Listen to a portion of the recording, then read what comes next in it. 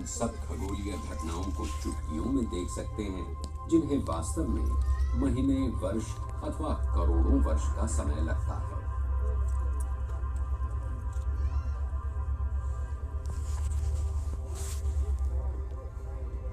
ये संभव हुआ है डिजीस्टार 3 कंप्यूटरीकृत तकनीक द्वारा, जिसने आपके लिए एक प्रवेश द्वार खोल दिया है।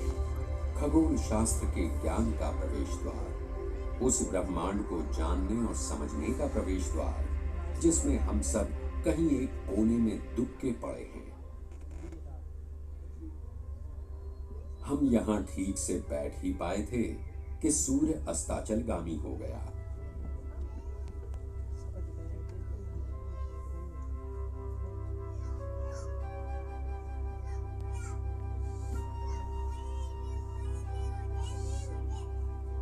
सूर्य के छिपने की क्षणिक उदासी हजारों दूसरे सूर्य दूर कर देते हैं। इन सूर्यों को हम तारे कहते हैं।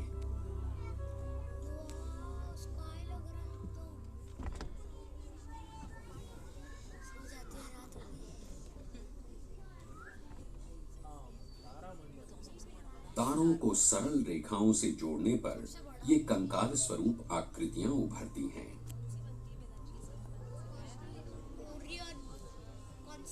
हम कल्पना से फिर इन्हें कुछ मांस मज्जा प्रदान कर सकते हैं। जीवंत हो उठता है आकाश फिर पक्षियों, सर्पों, मछलियों, अन्य पशुओं, राजा, रानी, शिकारी आदि की आकृतियों से। हमारे पूर्वजों ने अपनी कथा कहानियों के पात्रों के आधार पर इन आकृतियों का नामकरण किया। इन्हें हम तारामंडल कहते हैं। इस प्रकार पूरे आकाश में लगभग 7 दर्जन तारामंडलों की कल्पना की गई। इस समय आकाश में दिखाई दे रही तारों की स्थिति मार्च मास के मध्य में संध्या 8 बजे की है। आइए इस आकाश के 9 प्रमुख तारामंडलों से परिचय प्राप्त करें। ऊपर उत्तर पूर्व की ओर दिखाई दे रहे इन 7 तारों से आप में से बहुत से परिचित होंगे। इसे सप्तर्षि तारामंडल या ग्रेट बेर कहते हैं। इन 7 तारों का नामकरण 7 ऋषियों पर किया गया है। वे हैं क्रतु, पुलह, पुलस्त्य, अत्रि, अंगिरा, वशिष्ठ और मारीच। हमारी आधुनिक आंखों को ये तारामंडल न तो 7 ऋषियों के झुंड और न किसी भालू जैसा दिखाई देता है, बल्कि एक सॉसपैन या डिपर यानी उस पात्र से मिलता जुलता प्रतीत होता है जिसका प्रयोग घड़े से पानी निकालने के लिए किया जाता है। सप्तर्षि के तारे ध्रुव तारा खोजने में सहायक होते हैं। आपको करना इतना होता है कि पुलह और क्रतु को एक काल्पनिक रेखा से जोड़कर उसे 5 गुना आगे बढ़ाएं। और लीजिए हमें मिल गया ध्रुव तारा। ध्रुव तारा उत्तर दिशा का द्योतक होता है और ये बात कभी कभी बड़े काम आ सकती है, विशेषकर तब जब आप किसी घने जंगल में खो गए हों।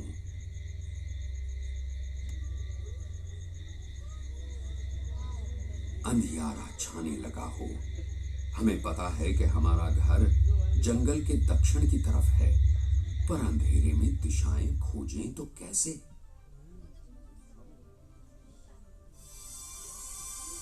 आप ऊपर देखें, पहले सप्तर्षि खोजें, फिर ध्रुव तारा और उसकी ओर मुख करके खड़े हो जाएं। उत्तर दिशा आपके सामने होगी और पीठ पीछे दक्षिण।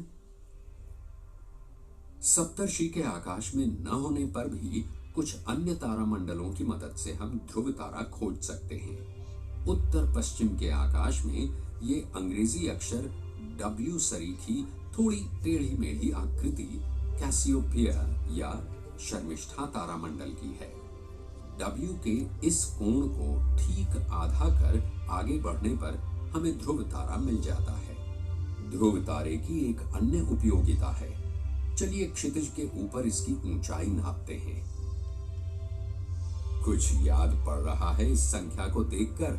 हाँ, इतना ही है हमारे शहर का अक्षांश भी। तो ध्रुव तारे की आकाश में ऊंचाई किसी स्थान का अक्षांश बताती है। आइए अब हम अपने तीसरे प्रमुख तारामंडल की ओर बढ़ते हैं। पूर्व के आकाश में दिखाई दे रही तारों की ये हंसियां या उल्टे प्रश्न चिन्ह जैसी आकृति सिंह तारामंडल लियो का सिर है। सिंह के पंजे के पास एक चमकीला तारा स्थित है जिसका नाम है मगहा। इसकी चमक सूर्य की 350 गुनी और आकार 3.5 गुना है। जहां सूर्य की सतह का तापमान 5,500 अंश सेल्सियस होता है, वहां मगहा की सतह लगभग 11,000 अंश सेल्सियस पर झुलसती है। वर्ष 2005 में अमेरिका की माउंट विल्सन वेधशाला के खगोल शास्त्रियों ने मगहा तारे में एक विचित्र बात देखी।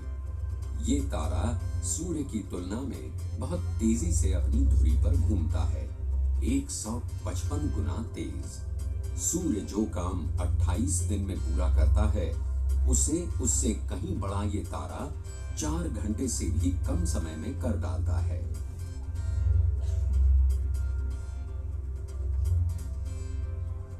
यदि ये तारा बस 10% और तेजी से घूम रहा होता तो ये बिखर कर छिन्न भिन्न हो जाता, पर इसकी कोई संभावना नहीं है।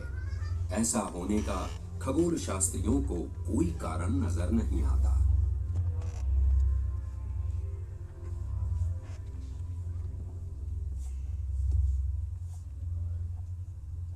आधुनिक खगोल शास्त्र में भी तारामंडलों के उन्हीं पुराने नामों का प्रयोग किया जाता है, पर थोड़ी बदली परिभाषा के साथ। आधुनिक संदर्भ में कोई तारामंडल न तो ऐसा रेखा चित्र है और न ऐसी किसी खूंखार पशु की आकृति। आज कोई तारामंडल है आकाश का खड़ी और पड़ी रेखाओं द्वारा परिबद्ध सुपरिभाषित क्षेत्र। जैसे सामने दिखाई दे रहे इस क्षेत्र का प्रत्येक तारा सिंह तारामंडल का सदस्य है। इस प्रकार पूरे आकाश को 88 तारामंडलों में बांटा गया है। आकाश का हर तारा इन 88 में से किसी न किसी का सदस्य अवश्य होगा। मार्च मास के आकाश के 6 अन्य प्रमुख तारामंडल इस प्रकार हैं। यहां ये है ययाति या पर्सियस, वृष या टोरस।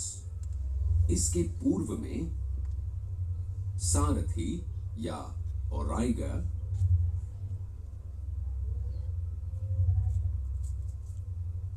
फिर इधर मध्य आकाश में है मिथुन या जेमिनाई,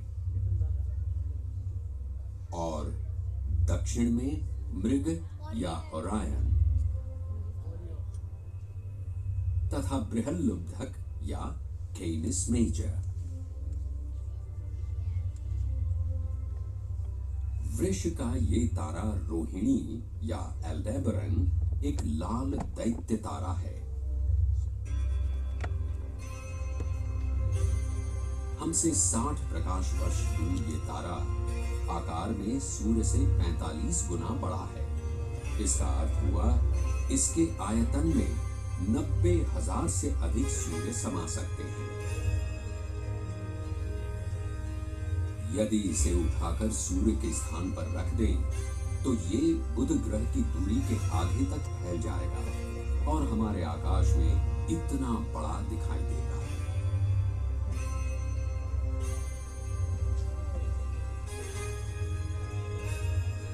रोहिणी का तापमान सूर्य की तुलना में कम है। आप जानते हैं सूर्य की सतह का तापमान 5,500 अंश सेल्सियस होता है, तो रोहिणी का है 4,000 अंश सेल्सियस। ये तारामंडल मृग अपने इन चमकीले तारों तथा इसी नाम वाली एक निहारिका के लिए प्रसिद्ध है।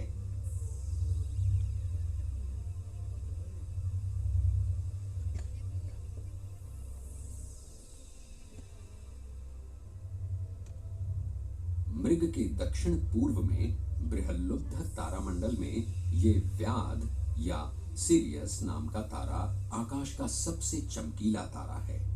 कोरी आंखों से बस दिखाई भर पड़ने वाले मंद तारों की तुलना में इसकी चमक 900 गुना अधिक है। आकाश के केवल 4 अन्य पिंड चंद्र, सूर्य, शुक्र तथा बृहस्पति ही इससे अधिक चमकीले प्रतीत होते हैं। आकाश के ये टिमटिमाते बिंदु हमारी कल्पना से कहीं अधिक रोचक हैं। शायद आप सोचते हो कि यदि हम बड़ी और शक्तिशाली दूरबीनों से देखें तो ये बड़े गोलों के रूप में नजर आएंगे, इनकी सतह हमें दिखाई देगी। जी नहीं, ऐसा नहीं है, ये हमारी कल्पना मात्र है। तारे हमसे इतना दूर हैं कि बड़ी से बड़ी दूरबीन से भी वे मात्र चमकीले बिंदु जैसे ही दिखाई देते हैं।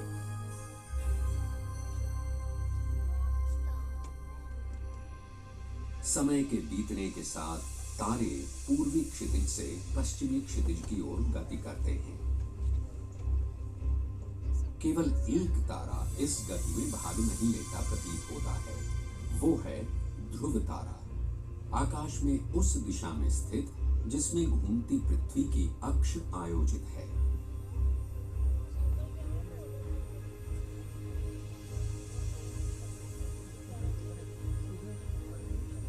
तारों की ये गति तब भी जारी रहती है जब सूर्य ऊपर आ जाता है। उसके तीव्र प्रकाश में हम तारों को नहीं देख पाते। यदि ऐसा संभव होता तो ये दृश्य हम रोज देख रहे होते, स्वयं सूर्य को इसी गति का सहभागी।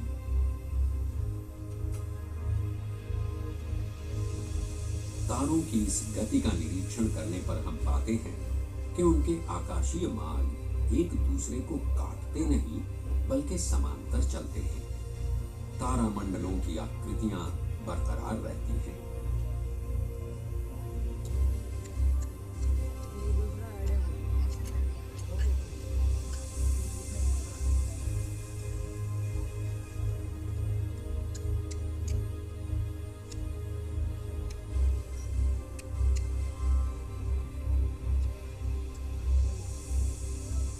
अतीत काल में ही खगोल शास्त्रियों ने ये जान लिया था कि यदि कई मास तक रात प्रतिरात तारों का निरीक्षण किया जाए तो तारे अपने ही स्थानों पर बने रहते हैं और उनमें एक दूसरे के प्रति कोई खिसकाव नहीं होता, जबकि सूर्य, चंद्रमा और 5 अन्य पिंड इन्हीं तारों की पृष्ठभूमि पर खिसकते प्रतीत होते हैं।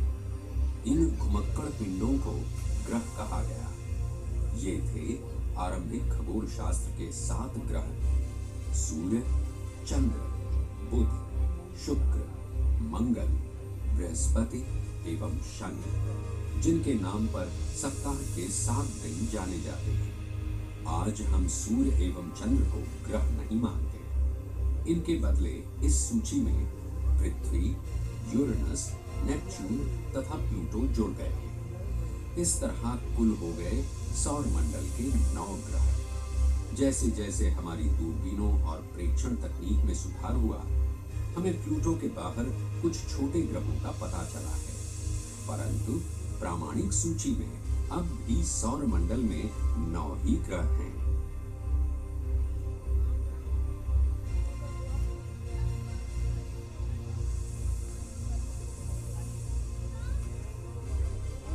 चूंकि सूर्य, चंद्र एवं ग्रह हमेशा आकाश के एक ही भाग में दिखाई देते हैं, इसलिए उस भाग को एक विशेष नाम देना आवश्यक समझा गया। उसे राशि चक्र कहा गया। मेष से लेकर मीन तक इसमें 12 राशियों की परिकल्पना की गई है, पर आज 13 गिनी जाती है। भुजंगधारी या ओफियुकस को भी इसी श्रेणी में डाला गया है, जो वृश्चिक या स्कॉर्पियस और धनु या सैजिटेरियस राशियों के बीच में पड़ती है।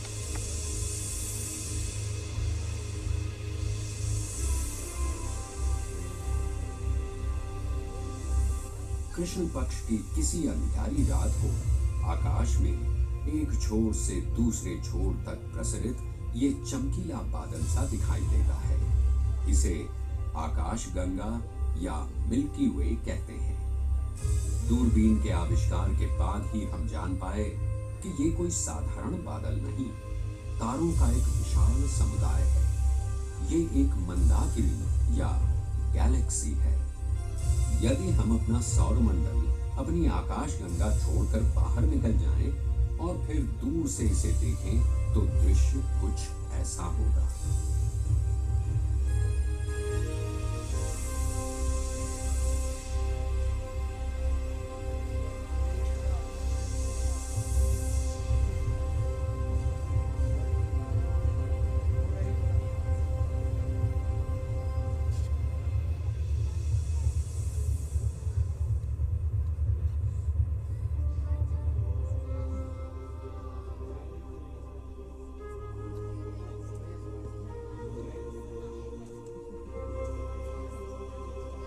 ग्रहों, तारों और ब्रह्मांड के बारे में और अधिक जानने के लिए कृपया थोड़ी प्रतीक्षा कीजिए।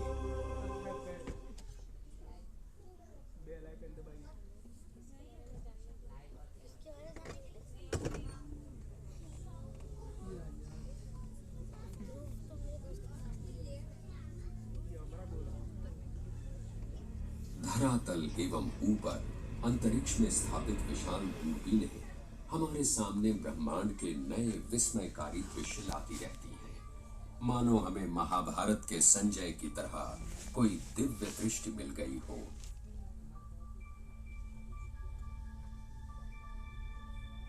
ये दिव्य दृष्टि न केवल हमें गहन अंतरिक्ष में ले जाती है, बल्कि अरबों वर्ष पुरानी घटनाओं को घटित होती दिखाती है।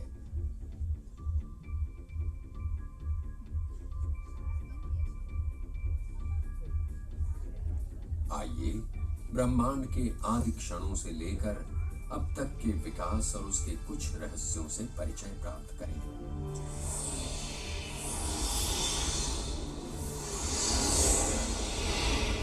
बहुत पहले, जब कुछ न था, समय भी नहीं, तब आज से लगभग 12 अरब वर्ष पहले एक निराकार शून्य यकायक तीव्र प्रकाश और ऊर्जा से भर गया ब्रह्मांड का जन्म हुआ।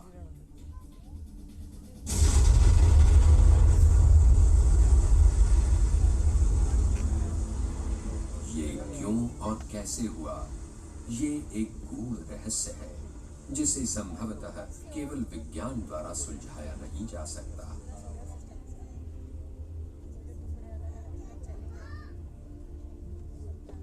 जन्म के प्रथम 3 लाख वर्ष की घटनाएं हमारे यंत्रों की परिधि के बाहर हैं। हमें बस इतना ही पता है कि तब ब्रह्मांड में केवल ऊर्जा थी, पदार्थ नहीं।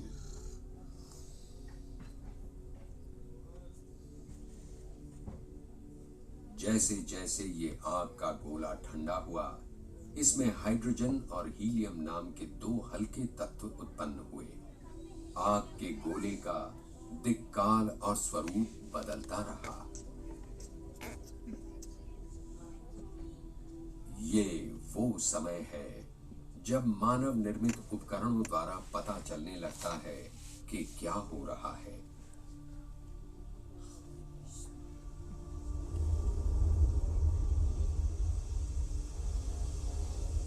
नाभिकीय, गुरुत्वाकर्षण एवं चुंबकीय बलों ने गैस को बादलों के रूप में गढ़ा।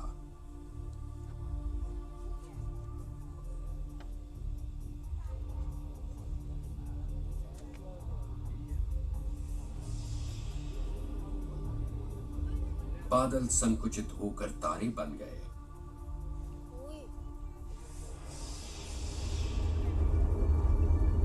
ढेर सारे तारे परस्पर आकर्षित हो तारों के समुच्चय बन गए।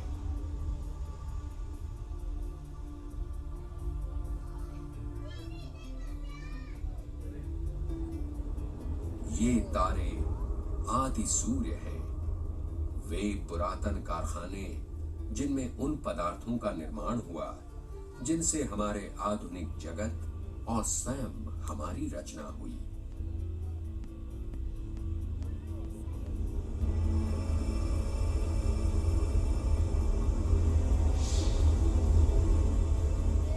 इससे भी बड़े आयाम में है मंदाकिनियां, गैलेक्सीज, खरबों तारों को संजोए हुए तारों के विशाल महानगर, ब्रह्मांड में नाचते थिरकते सुंदर दृश्य।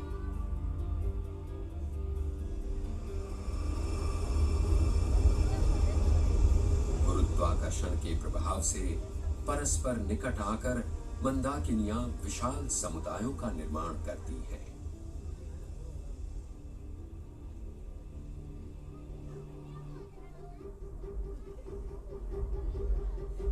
मंदाकिनियों में भी परस्पर अभिक्रिया हो सकती है। खरबों तारों के ये समुच्चय जब एक दूसरे से टकराते हैं तब प्रायः उनके तारे एक दूसरे से अछूते पार हो जाते हैं।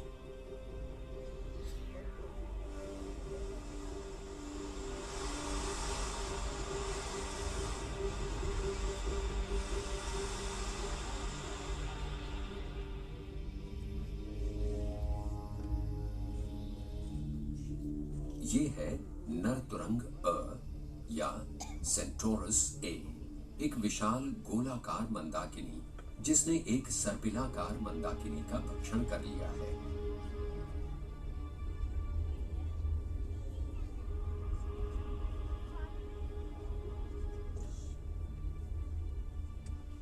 इस लालची भक्षक के मुख में अब भी उसका शिकार दिखाई दे रहा है।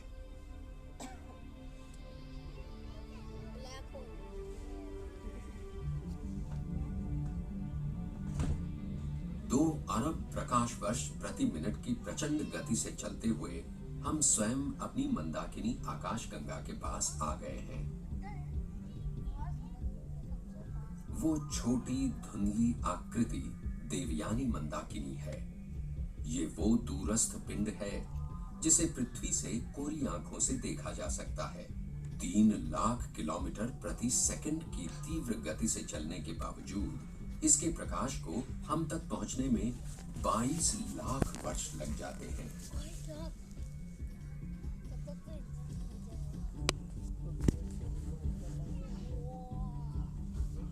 हमारी मंदाकिनी आकाशगंगा के बाहर चतुर्दिक इस प्रकार के तारों के अंगूरी गुच्छे प्रहरियों की भांति घूमते रहते हैं।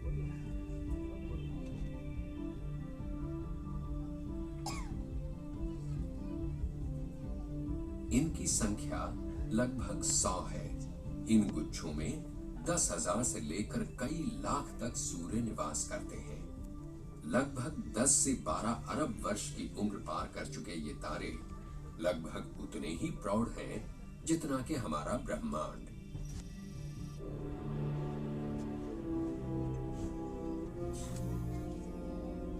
तारों के अंगूरी गुच्छों की प्रभा से घिरी हुई है हमारी मंदाकिनी की चपटी चकती।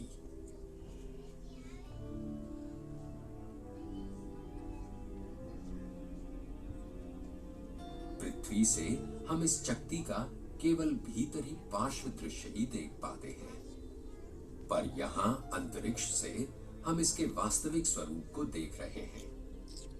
नव नीले तारों से बनी इसकी विशालकाय वलयाकार भुजाएं और पुराने तारों से बना इसका पीला केंद्रीय भाग, धूल भरे बादलों की एक विशालकाय पट्टी ने इस चकती की मोटाई को विभाजित कर रखा है। ये स्वयं में ब्रह्मांड का एक आश्चर्य ही तो है। देखें इसके अंदर कौन से आश्चर्य भरे पड़े हैं।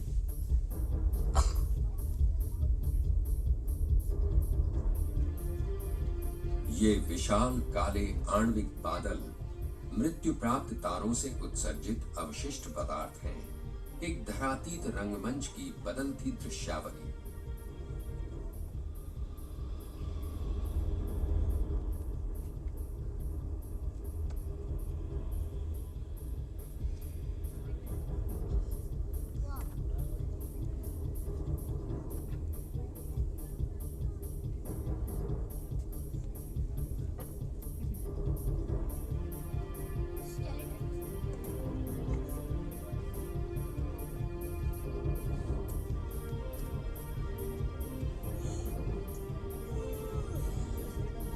यहाँ वे सब पदार्थ और तत्व मौजूद हैं जिनसे ग्रह और जीवन का निर्माण होता है। कार्बन लौह तत्व से लेकर पानी तक यहाँ मौजूद है।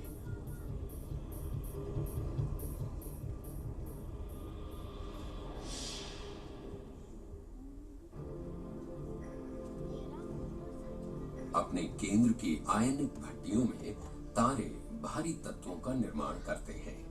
उनकी मृत्यु के बाद ये पदार्थ ब्रह्मांड में फैल जाते हैं और फिर इससे होती है नव सृष्टि। नवजात तारे इस पदार्थ का उपयोग कर आधुनिक ब्रह्मांड की नई ईंटों का निर्माण करते हैं। गैस के स्तंभ सरीखी ये आकृतियां गरुड़ निहारिका में है। इस बड़े स्तंभ का आकार होगा लगभग 1 प्रकाश वर्ष यानी 95 खरब किलोमीटर, अथवा यूं कहिए 95 के पीछे 11 शून्य। धूल एवं तप्त गैस के ये स्तंभ भविष्य के सूर्यों और ग्रहों की सर्जन स्थली है। उनका जन्म हमारी दुनिया और सूर्य के समाप्त हो जाने के बहुत बाद होगा।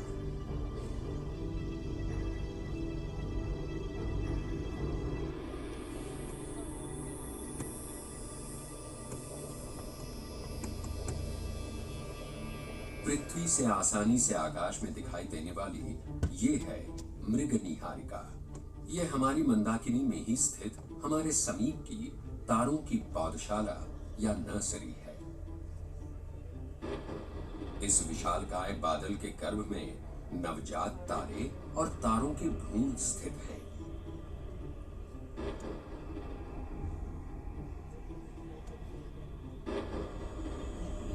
केवल 10-20 लाख वर्ष के ये युवा तारे अपने तीव्र विकिरण से इस बादल को आलोकित कर रहे हैं।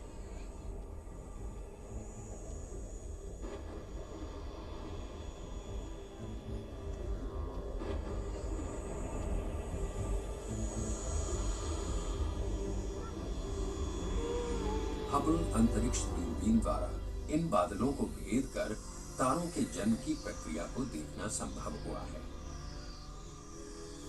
तारक भ्रूणों के पास ठंडे गैसीय पदार्थ की काली घूमती चक्तियां मिली हैं। शायद आज से 5 अरब वर्ष पहले हमारे सौर मंडल का स्वरूप भी ऐसा ही रहा होगा।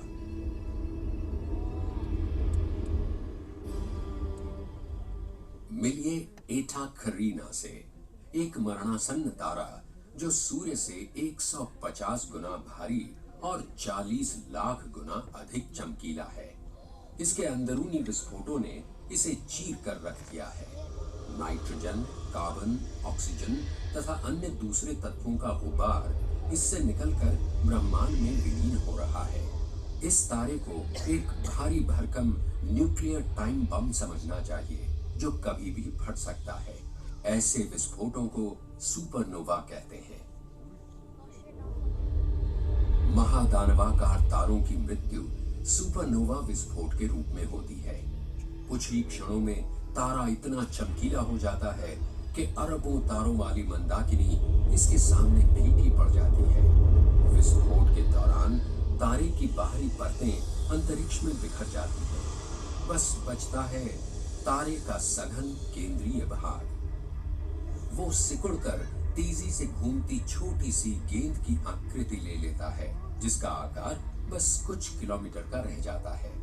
इसे न्यूट्रॉन तारा कहते हैं। ये इतना सघन होता है कि इसके एक चुटकी भर पदार्थ की मात्रा एक विशाल पानी के जहाज या 6 कुतुब मीनारों के बराबर होगी। विस्फोट से निकली गैस इतनी उत्तप्त होती है कि विस्फोट के कई हजार वर्ष बाद भी आज हम उन्हें दूरबीनों से देख पाते हैं। जब हमारे सूर्य जैसे छोटे तारों की मृत्यु होती है तो उनमें विस्फोट नहीं होता। मरण यातना से ग्रस्त फैलते सिकुड़ते ऐसे तारे अंतरिक्ष में गैस उत्सर्जित करने लगते हैं, जिसकी परिणति ऐसी सुंदर ग्रह रूपी निहारिकाओं के रूप में होती है।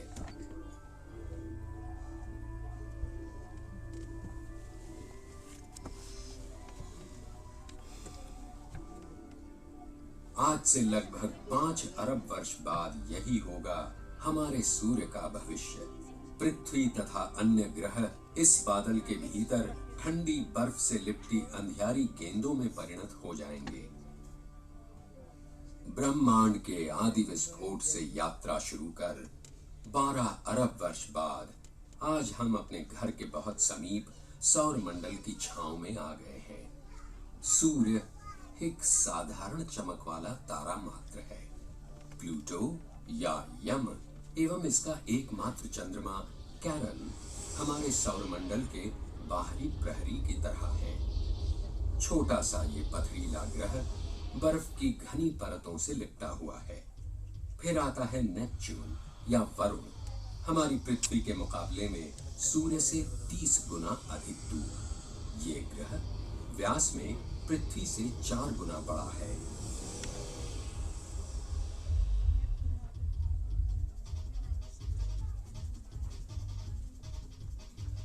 ये है यूरेनस या अरुण। युगों युगों पूर्व हुए किसी महाकाशीय झंझावात ने इसकी अक्ष को झुका दिया है। दूरबीन द्वारा खोजे गए इस पहले ग्रह और वरुण में बहुत समानताएं हैं।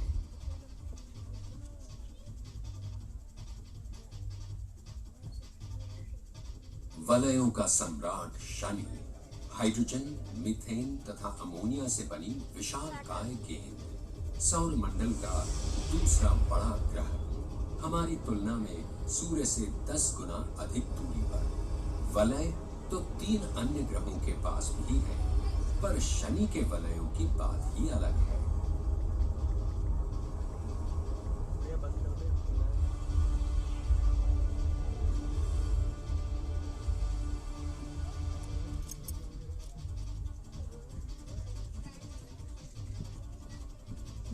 शनि और सूर्य की आधी दूरी पर सौर मंडल का सबसे बड़ा ग्रह बृहस्पति है। इतना विशाल कि इसमें 13